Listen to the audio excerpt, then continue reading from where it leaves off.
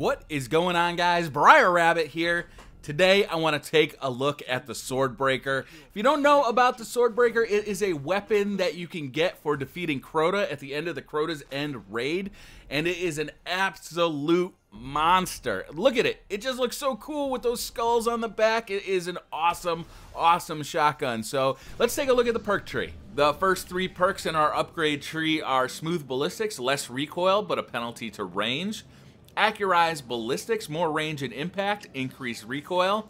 And Field Choke, more range and impact, increased recoil. This one gave me the most range and impact, so definitely for a shotgun, this is the way to go. Grenadier, kills with this weapon reduce the cooldown of your grenade, very helpful, the first of 5 damage perks. Flared Magwell, reload this weapon even faster. This weapon already reloads pretty fast, and the next one is so useful that I just skipped that one.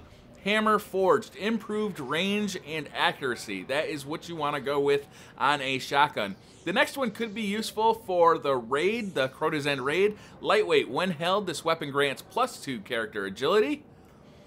Final round, the last round in a magazine deals bonus damage that could help you out right before you have to reload. Another damage perk, and Hive Disruptor, increased damage to Hive Majors. So stats are nice, but they definitely don't show how awesome this weapon is. This thing absolutely shreds in PvP. In the Iron Banner, the gameplay you're seeing here, I scored 42 kills, mostly using this and the Soros Regime, and a lot of those kills came from the Swordbreaker. What makes this weapon so good for PvP is the fact that it has a really, really fast fire rate. It's not full auto, but you can see that I come up with a follow-up shot very quickly with this weapon. The range also increases the amount of times that I get a one-shot kill with it, and it's got good impact as well. Not only that, but it's also fairly rare at this point, so you're not going to see a lot of people using it, so it's fun just to have that kind of, you know, elite status and having a weapon that not a whole lot of people have right now. It also looks cool as hell with the 3 skulls on the back. I'm really loving the look of the weapon. It does void damage, which makes it really good in PvE against Minotaurs. So if you're having trouble with Minotaurs getting too close, you can swap to this and blast their shields down very, very quickly. And of course, it has that Hive Disruptor perk on it, so it makes it very useful against Knights. Now, I really think this is an awesome weapon for Crota's End raid. Even though it does void damage, which isn't preferable in the Crota's End raid, there are specific examples of when it is truly an awesome weapon.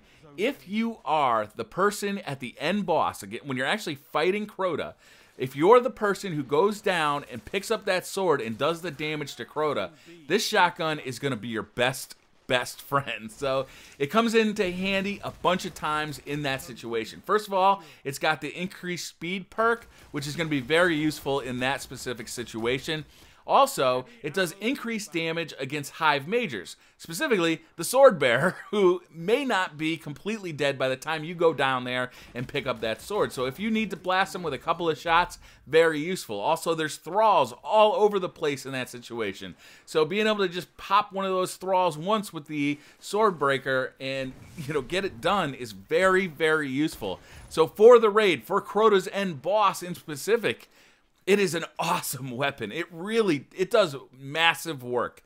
I would say the biggest downside to using this weapon is in PvE. So using a shotgun in PvE, especially in the high level content, is very, very dangerous because you got to get so close to these things that can kill you very, very quickly, especially in the Nightfall where light switch may be turned on. So in that regard, it's a very high-risk, high-reward weapon. If you're fighting the Hive, but they have light switch on, you're going to find that maybe it's a little too dangerous. But light switch isn't on, maybe it is more of a preferable weapon. So I really enjoy this gun. I think it's a fantastic weapon. It has a ton of uses. It's useful against the Vex. It's useful against the Hive. It's useful in PvE, especially in the Iron Banner, where shotguns are so damn good. And I'm really loving it. So definitely, once you get this thing from the Crota's End raid, I would definitely recommend picking it up, getting it upgraded. I think you'll really, really enjoy this one.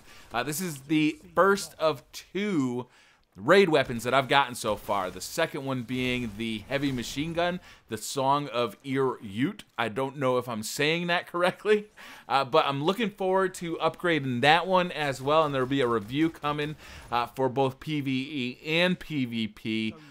Because it is a absolute beast. That thing shreds as well. So that's going to wrap up our Swordbreaker review. Let me know what you guys think of the Swordbreaker. I think it is an absolutely phenomenal shotgun. I am so happy to have gotten it from the raid.